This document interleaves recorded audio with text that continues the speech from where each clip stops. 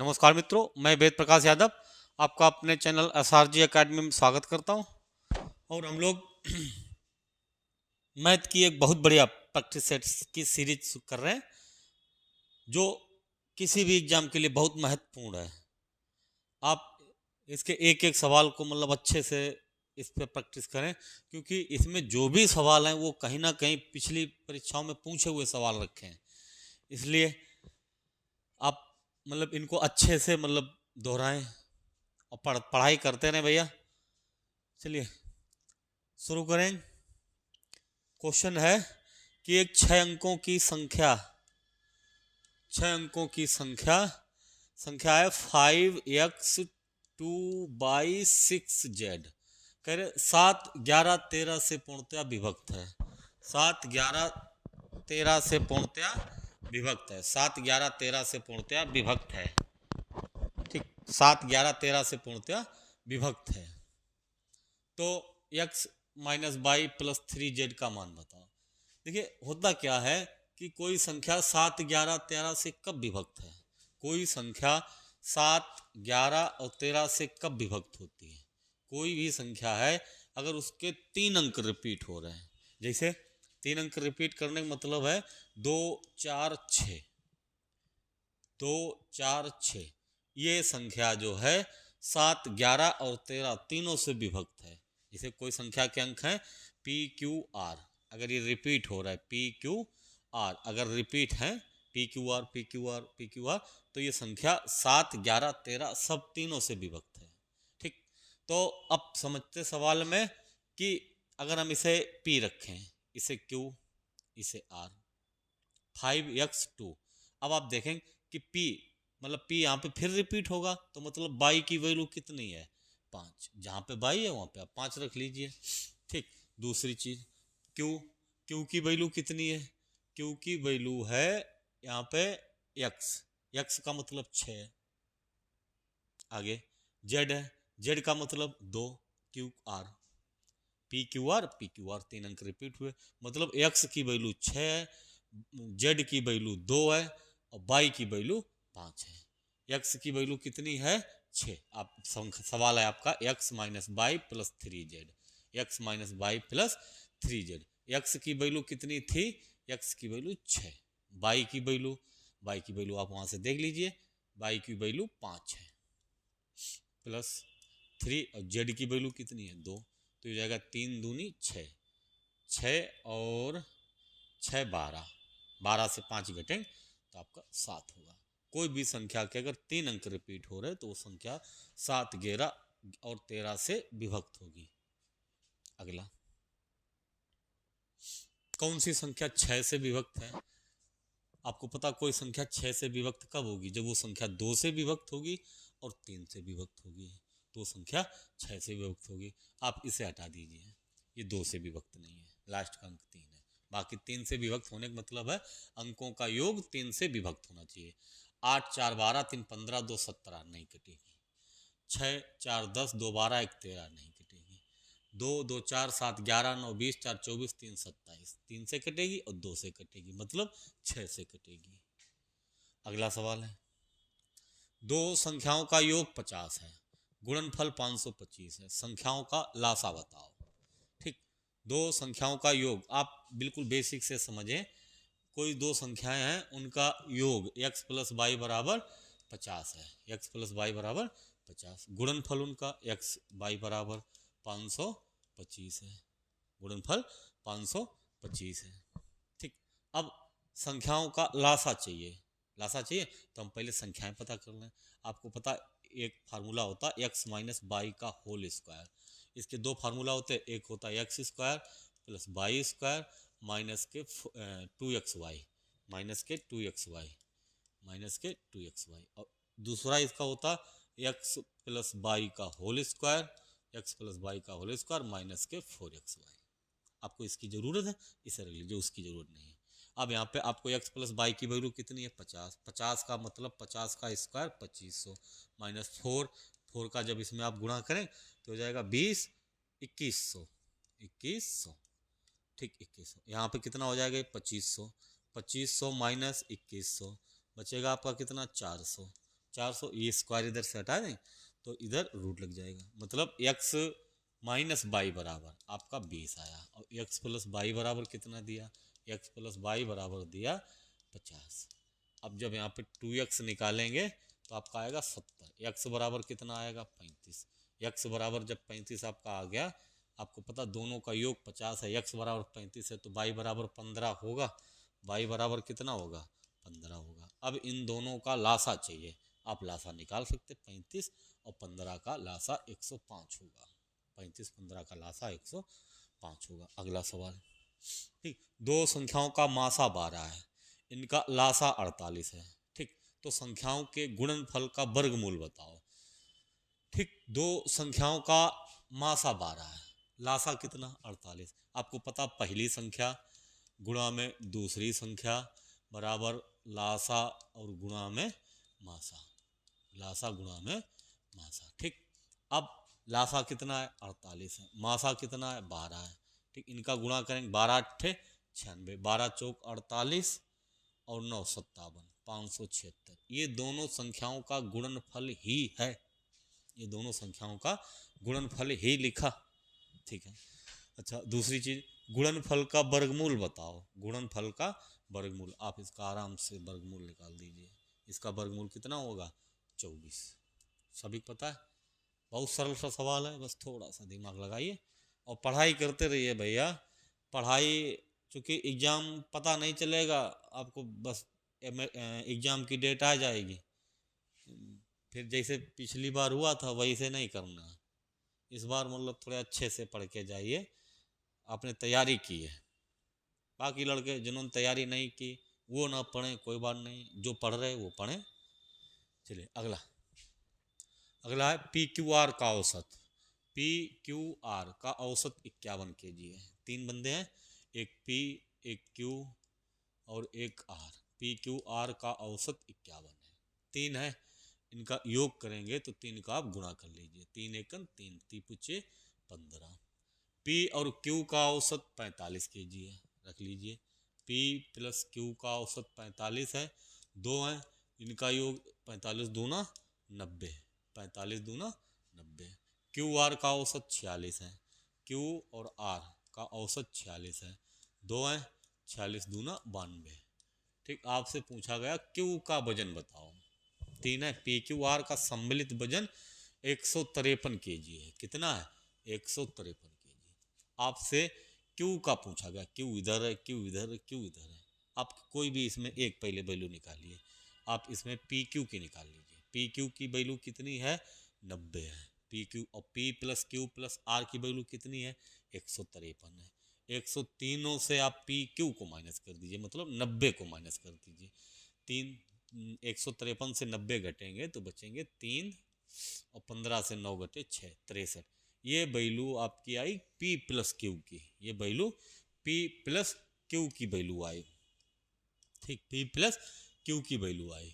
अच्छा नहीं, P plus Q की वैल्यू रखी तो ये वैल्यू P की आई है, वैल्यू P की आई है।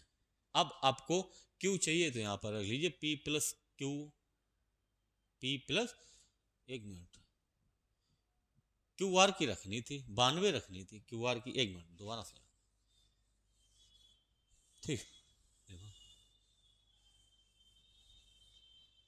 तीन है, P plus q plus r, तीनों का एवरेज 51 है, तीन का गुणा कर दीजिए, 3 एकन 3 पीछे 15, पी क्यू हो गए, और नहीं पी क्यू आर हो गए, P plus Q, P plus Q का कितना है 45, 45 में आप दो का गुणा करेंगे, 45 दूना 90, q plus r, q plus r, q r का औसत वजन 46 kg है, क्यू प्लस आर का औसत वजन 46 kg है, दो का गुणा कर लीजिए तो हो जाएगा 46 दूना 92, 46 दूना 92, ठीक। अच्छा, अब आपको वजन चाहिए क्यू का, चाहिए क्यू का वजन चाहिए, आप पी आर, यहाँ पे पी आर तो है नहीं, अब यहाँ पे आप क्यू आर की वैल्यू रखिए 92, 153 तीनों का, इससे क्यू आर की वैल्यू घटा दीजिए, क्यू आर की वैल्यू 92 घटा देंगे तो 3 से 2 घटे 1, 15 से 9 घटे 6 61, क्यू आर की वैल्यू कितनी थी 92, घटा दी कितने बचे 61। पी की वैल्यू 61 है, पी की वैल्यू 61 है, ठीक, पी की वैल्यू कितनी है 61, क्यू का चाहिए। आप यहाँ पे पी की 61 है, 61 90 से घटा दीजिए, 90 से जब 61 घटाएं तो बचेगा 10 से 1 घटे 9, 8 से 6 घटे 2, 29 होगा, ठीक 29। बहुत कोई कठिन नहीं है, बस आप दिमाग बैलेंस में बना के रखिए। अगला, ए बी सी का औसत डी से 8 कम है, ठीक, पहले इतना देख लीजिए। ए बी सी का औसत डी से 8 कम है, मतलब ए प्लस बी प्लस सी, इनका जो औसत है वो डी से 8 कम है, डी से 8 कम है, इससे 8 कम है, आप 8 जोड़ दीजिए, अब बराबर है ये।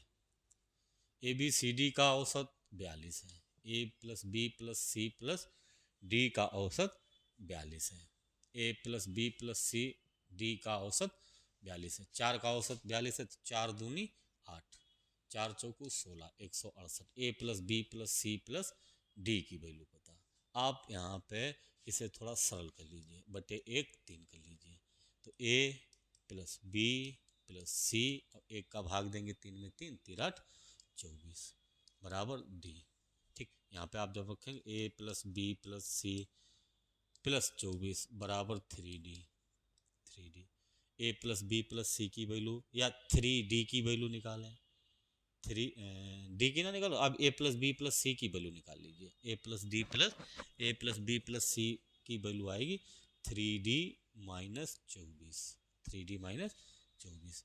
अब यहाँ पे आपको पता है ये 168 किसके बराबर है, 168 A plus B plus C plus D के बराबर है, 168 है। A plus B plus C की value 3D minus 24, 3D minus 24 plus D बराबर 168 है।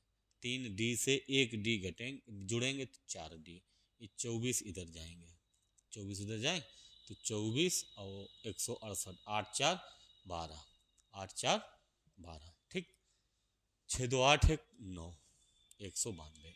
डी बराबर कितना होगा, 4 चौकू 16, 3 4 वोट 32, डी बराबर आपका आया 48, डी बराबर 48। चलिए देखें, डी बराबर आपका आया 48। लाइट है आती जाती रहती, गड़बड़ कर देती, कोई दिक्कत नहीं, सब कुछ सही होगा, ठीक। डी बराबर कितना आया, डी बराबर आपका 48, डी बराबर 48 आ गया। आपको चाहिए 3D माइनस 2 और डी प्लस 5, तो 3D को मतलब 3 गुणा 48 माइनस 2 और 48 प्लस 5, 48 प्लस 5, इनकी वैल्यू, इनका औसत चाहिए, तो इसमें आपको करना 48 यहाँ 144 माइनस के 2 142 और 48 5 53, जोड़ लीजिए 3 2 5 5 4 9 और 195 बटे 2, 2 नेम 18, 1 बचा 15, 2 सत्ते 14, 2 पंचे 10, 97.5 आंसर होगा।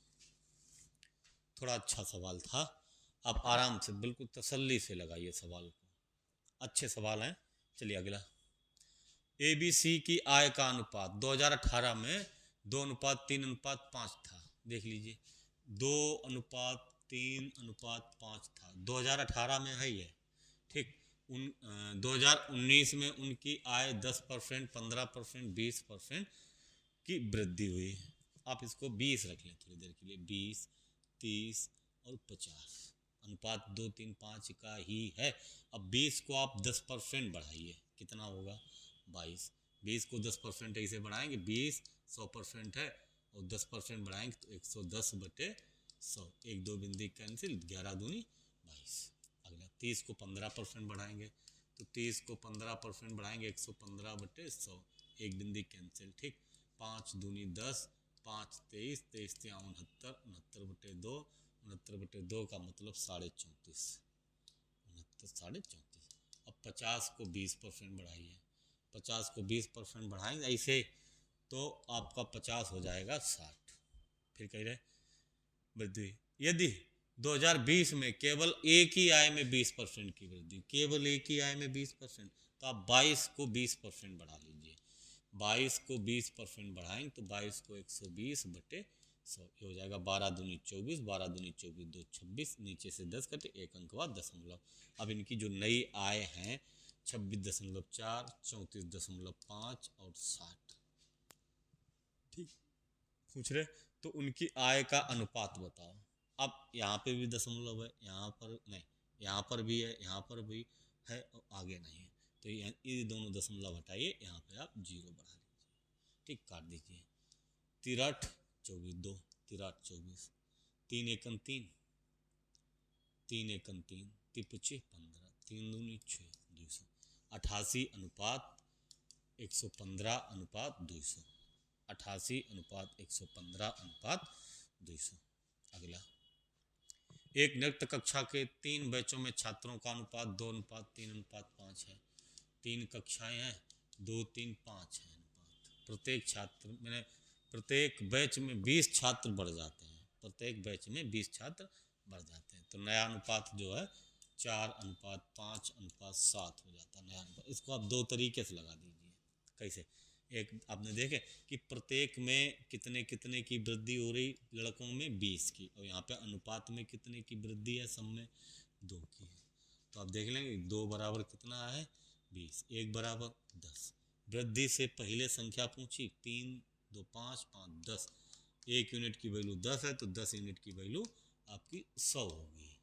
ठीक, एक तो तरीका ये हो गया, अब तुरंत देखते ही लगा देंगे जब ये बराबर बढ़ा था, नहीं तो फिर इसको इधर से उधर से बढ़ाते। अच्छा, दूसरा तरीका इसका बेसिक से देख लीजिए, जैसे इसकी संख्या 2x मान लीजिए, इसकी संख्या 3x। अब यहाँ पे समझिए 2x/3x, 20 की वृद्धि हो रही दोनों में, +20 और +20, तब नया अनुपात कितना इन दोनों को हो गया 4:5।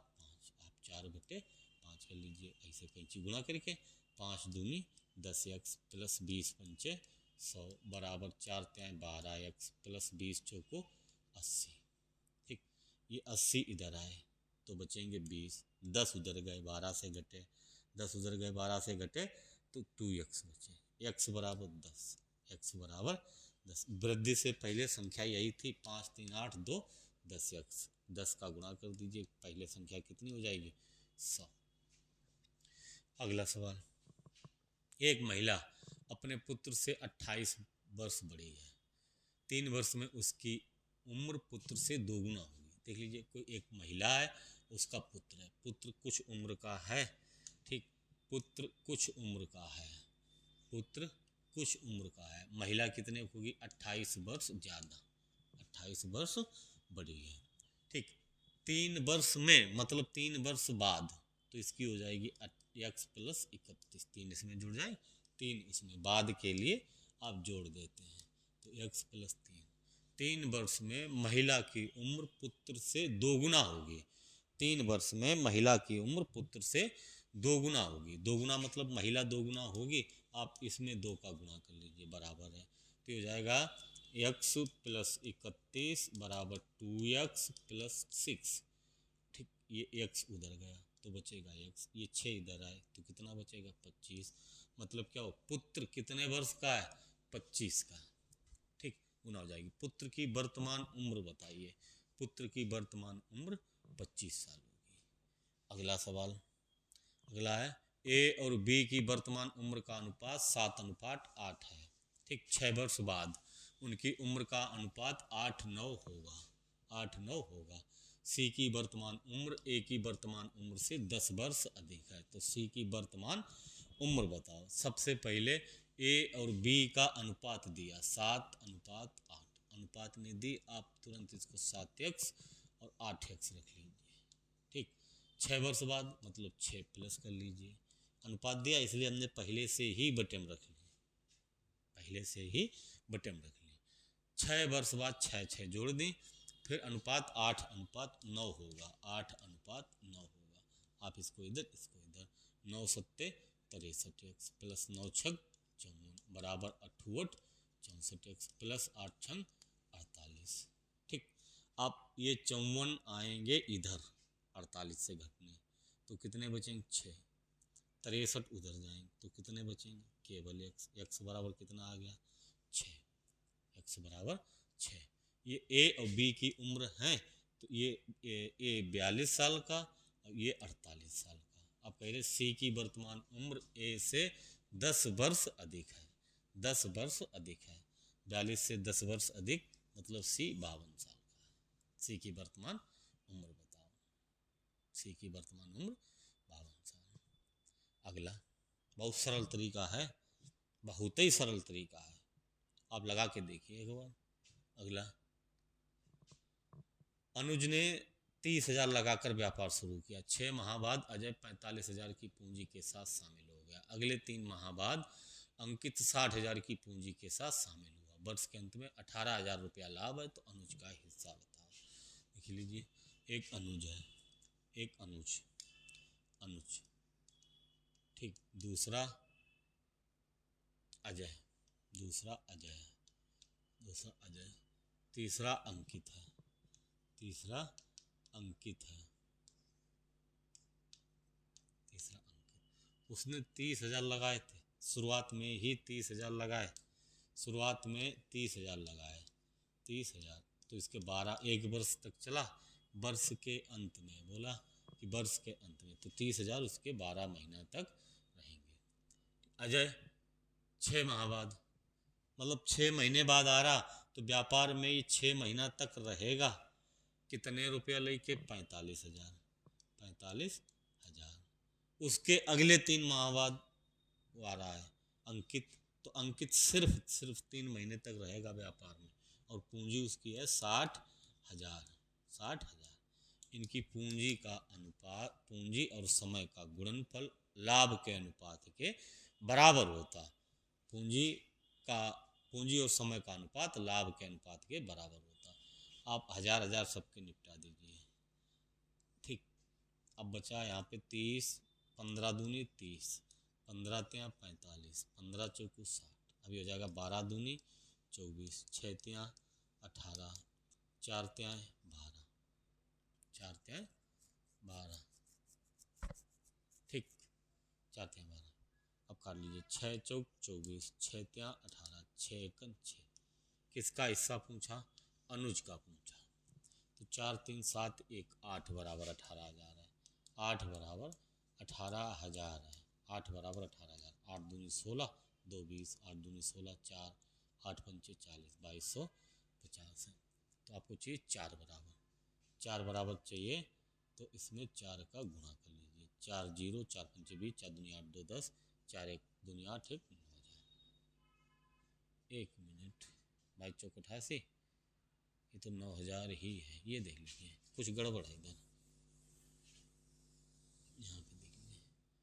30,000, 45,000, 60,000। 30 गुणा 12 अनुपात 45 गुणा 6 अनुपात 60 गुणा 3। 15 दूनी 30, 15 त्या 45, 15 चौकू 60, 15 दूनी 30, 12 दूनी 24, 6 त्या 18, 4 त्या 12, 6 चौक 24, 6 त्या 18 और 6 दूनी 12, 4 3 7 2 9, 9 बराबर 18,000 है, 9 बराबर 18,000 है। 1 बराबर 2,000, 4 बराबर 8,000। सही है। अगला, निहित 700 लगाकर व्यापार शुरू करता है। 5 माह बाद अमित और पटेल 300 और 400 लगाकर जुड़ जाते हैं। एक ने 300, एक ने 400, एक ने 700। ये कितने महीना बाद है, 5 महीना बाद, ठीक। एक निहित है, निहित ने 700 लगाए, और 700 ये पूरे इसके 12 महीने तक रहेंगे, और ये 5 महीना बाद आ रहे, तो 7-7 महीना तक रहेंगे व्यापार में, 7-7 महीना तक। पूंजी कितनी कितनी है, पूंजी एक की 300 और एक की 400, एक की 300, एक की 400 है। कौन कौन है, एक अमित है, एक पटेल है, ठीक। अब बिंदी 700, 300 और 400, ये 12 सत्ते 84, 7 त्या 21, 7 त्या 21, 7 चौक 28, 7 चौक 28। अगर इनके बेसिक से कॉन्सेप्ट सीखने हैं तो हमारे मतलब और भी वीडियो पड़े हैं, आप उनको देख लीजिए। अब वीडियो ये प्रैक्टिस है, इसमें अब इसमें भी कॉन्सेप्ट सिखाएंगे, तो फिर क्या होगा, ये कर लेंगे। 7 से 12, 7 तियां 21, 7 चौक 28। लाभ में जो अनुपात है 12 तियां 12 3 15 4 19 बराबर 627। टोटल लाभ 627 है। इनका जो लाभ होता पूंजी और समय के गुणा में होता है। ठीक, अब जिसने जितनी पूंजी जितने समय के लिए लगाई उसका वैसे ही लाभ होगा। तो आप जब काटेंगे तो 19 तियां 57 5, 19 तियां 57, 1 यूनिट की वैल्यू 53 है। तो लाभ पटेल का लाभ चाहिए। पटेल का लाभ मतलब इसका चाहिए, 4 वाले का। 4 तियां 12, 4 तियां 12, 1 13, 132 रुपया आंसर होगा। अगला, यदि किसी संख्या के 50% को 75 में जोड़ा जाता है तो परिणाम वही संख्या आती। कोई संख्या के 50%, संख्या x है, इसका 50% कितना होगा 50%, 75 में जोड़ दीजिए तो परिणाम क्या आता, वही संख्या। 50% का मतलब बटे 100, 1/2 मतलब x/2 प्लस 75 बराबर x। जब आप ये 1/2 x/2 उधर जाएंगे तो आपका होगा x माइनस x/2 बराबर कितना 75। 2 एकन 2 माइनस 1 घटेगा 1, x/2 बराबर 75। x बराबर सीधा सीधा 150, x बराबर 150 मतलब 150 संख्या पूछी थी 150। अगला, छोटे छोटे सवाल आगे हैं। एक फल विक्रेता के पास कुछ सेब, केला और संतरा थे। सेब की संख्या संतरों से पहले सेब की संख्या संतरों से 75% अधिक थी और केले, सेब और संतरों की कुल संख्या से 60% कम है। केले की संख्या सेब की संख्या से कितने प्रतिशत कम है। चलिए, तो एक फल विक्रेता के पास सेब है मतलब एप्पल है, एप्पल, बनाना और संतरा। अब कह रहे सेब की संख्या संतरों से 75% अधिक है। अगर ये 100 है तो ये 75% अधिक का मतलब 175 हो गया। ठीक, और केला की संख्या सेब संतरा से 60% कम है। ये जो केला है इन दोनों से मतलब 275 से 60% कम है तो 40% है। ठीक, 25 एकन 25, 2 बचे 25 एकन 25, 25 चौको 100, 4 से काटे 10, 11, 10 का गुणा 110। केला कितने 110, रेशियो होगा ये 100 110 175। आपसे पूछे कि केला सेब से कितने % कम है।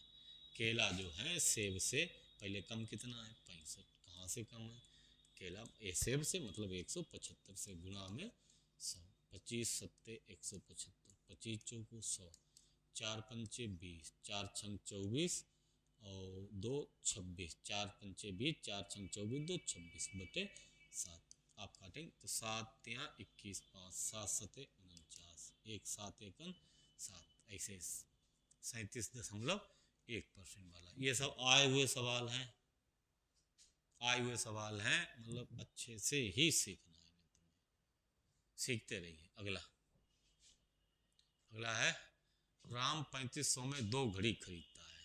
25%, एक को 25% लाभ पर, दूसरे को 10% की हानि पर बेचकर पूरे सौदे में ना लाभ कमाता है ना हानि कमाता। मतलब हुआ कि अगर दोनों घड़ी 3500 की खरीदी, ना लाभ कमाया ना हानि कमाई, तो 3500 की ही बेची है। अच्छा, दूसरी चीज, अब आपको पता पूछ क्या रहे, दोनों घड़ी का प्रत्येक घड़ी का क्रय मूल्य बताओ। दोनों का क्रय मूल्य दोनों का 3500 है। अब बताइए भैया कि ये 1250 और 1720 मिल के 3500 होगा, नहीं होगा। 1500 और 1720 ये भी 3500 नहीं होगा। अब इनमें दोनों चेक कर लीजिए। चलिए, जैसे पहले विकल्प को देख लें, आंसर यही है इसका, आंसर ये। अब इसको चेक, पहले इसको चेक करें। जैसे 1500 की खरीदी थी, अब पहले को 25% लाभ पर मतलब 125 बटे 100, और प्लस दूसरे 2000 की खरीदी और 10% हानि पर मतलब 90% पर बटे 100। जब ऑप्शन है तो लगा दीजिए, सरल लगेगा। 2 जीरो, 15 पना 75, 15 दूनी 30, 7 37, 15 एकन 15 3 1875। ये जब काटेंगे तो 9 दूनी 1800, 9 दूनी 1800, ये भी मिलके 3500 नहीं, ये होगा। अच्छा, कैसे होगा आप ये भी देख लीजिए।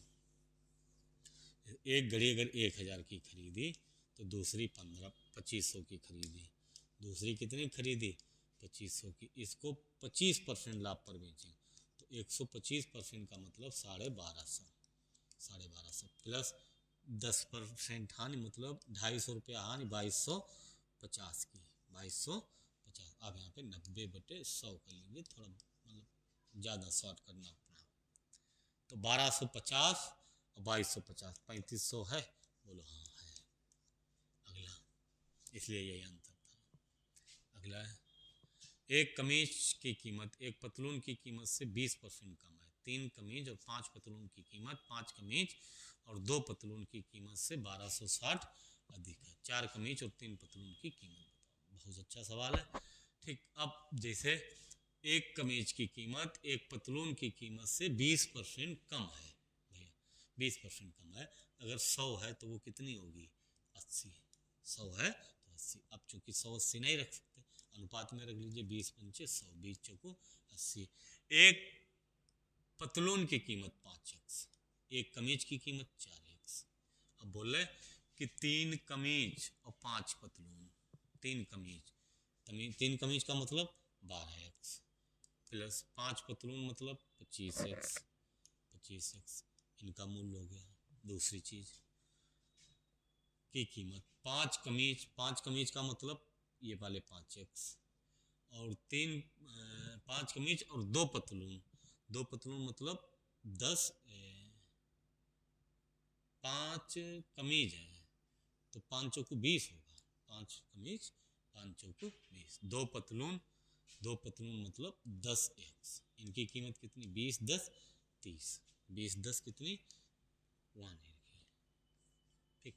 अब ये वाली कितनी है 12 25 37x, 12 25 37x, 20 और 10 30x, 20 और 10 30x। बोल रहे कि उनकी कीमत मतलब 1260 अधिक है। ये यहाँ पे कितनी अधिक है 7x अधिक है, 7x बराबर 1260 है। x बराबर 7 1 7 7 8 56 180। मतलब क्या हुआ कि एक पतलून की कीमत 900 है, एक पतलून की कीमत 900 है, एक कमीज की कीमत 720 है। आपसे पूछ रहे एक यहाँ पे x की वैल्यू आई, एक पतलून की कीमत 5x में थी तो 5x रखी, अब एक पतलून 900 की, एक कमीज 720 की। ठीक, पूछ कितने के रहे 4 कमीज, 4 कमीज मतलब आप इसमें 4 का गुणा कर लीजिए, 3 पतलून मतलब 3 का गुणा कर लीजिए, तो ये 2700, ये 2700 और ये 4 दूनी 8, 4 सत्ते 28, 2880 और 2700 जोड़ देंगे तो 5580 बनेगा।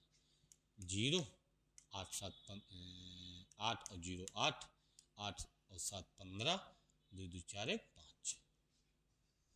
बढ़िया सवाल है, आया हुआ सवाल, अच्छा सवाल है भैया, मन से पढ़िए।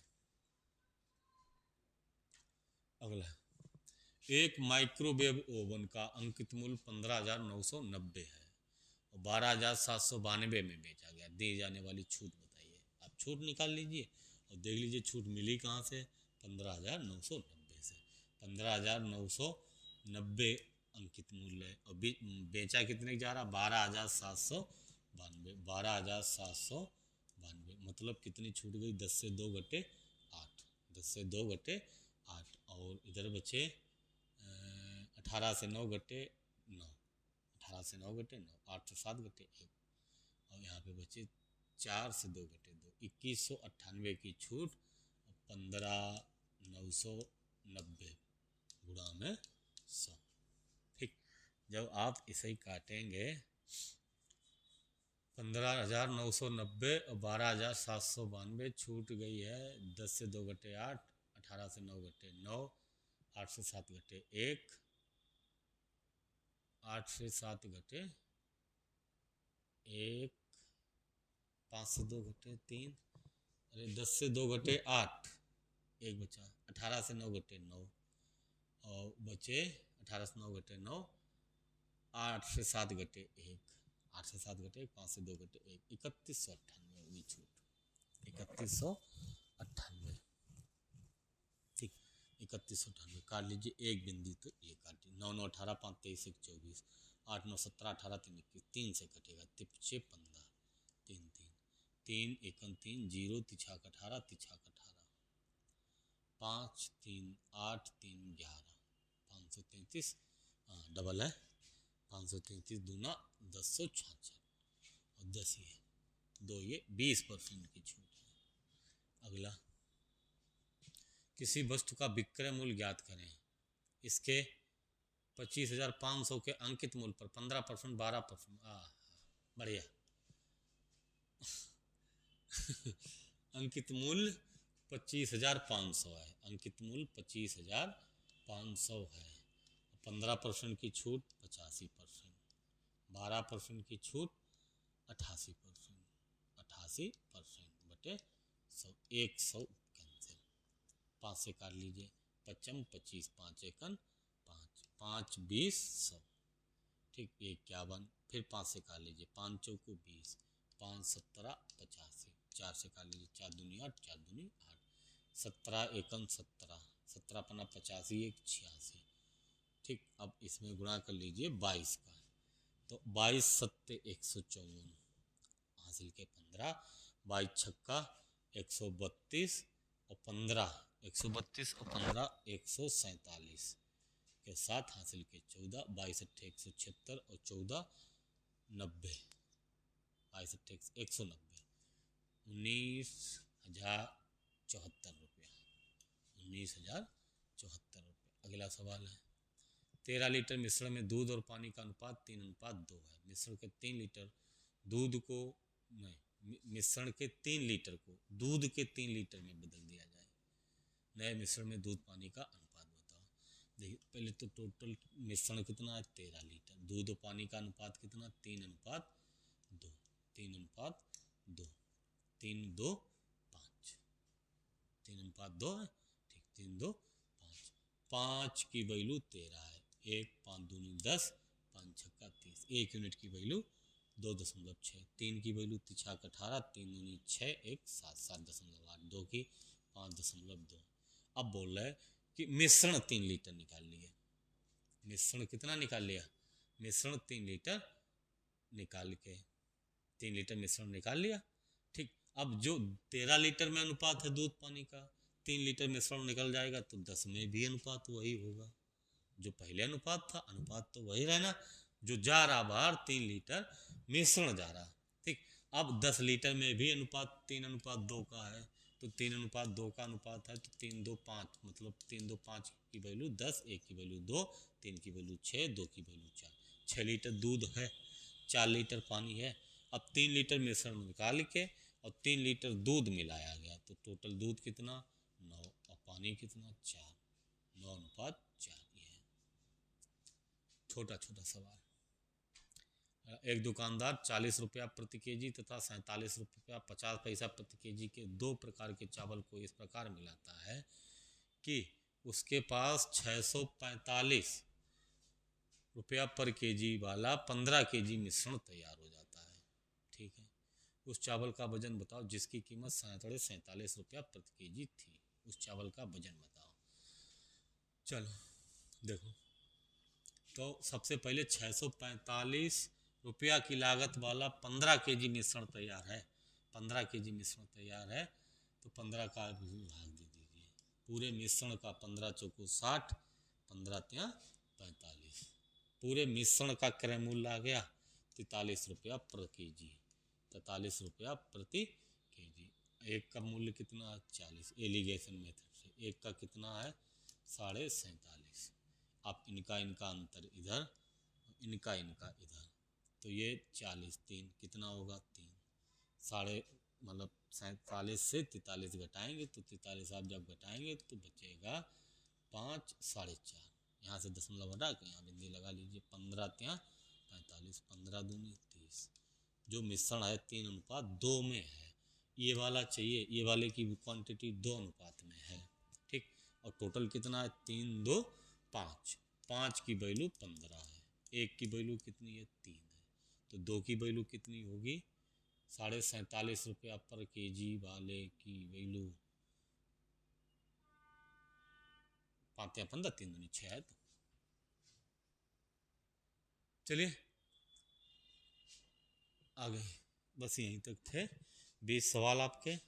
आपको अगर प्रैक्टिस सेट अच्छा लगे, धीरे धीरे इस पर और अच्छा काम करेंगे। अगर आप लोगों ने सहयोग किया तो इस पर बहुत अच्छा काम करेंगे और ये मैथ का प्रैक्टिस सेट परमानेंट चलेगा। आप थोड़ा सहयोग बनाएं, चैनल को लाइक करें, सब्सक्राइब करें। ठीक, बहुत अच्छा कंटेंट पढ़ाएंगे। चलिए, जय हिंद।